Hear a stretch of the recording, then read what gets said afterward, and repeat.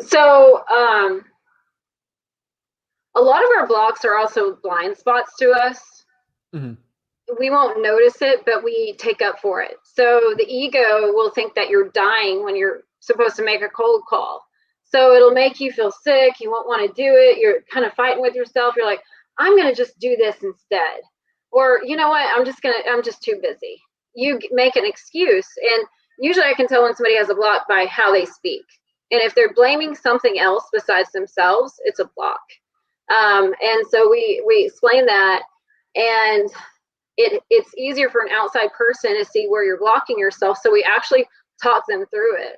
But on the mindset, we brought in a little bit of Joe Dispenza, a little Yeah. bit of like, law of attraction. We do some meditation too, but um, it's uh, it's definitely needed because I noticed the biggest part is whenever they're supposed to start calling people or they're supposed to start networking, some people get afraid and they don't want to do that. And it's really what it comes down to. What I've found is that there's some limiting belief or some way they self identify as not being a winner, Yeah. not being the person able to do it. It may be some self confidence issues, or somebody told you when you were younger money doesn't grow on trees, so you think you have to work your butt off to get some money. It's usually some kind of limiting belief that's stopping you from whatever you want. And you can already see, and this is something else I say in our classes, you can already see how you self-identify because you created that world around you with your choices. No matter what you want to say, it's you that made all those choices, who to hang out with, what to do, what to focus on, how to respond. That's you. And your life is a reflection of you, the inside of you.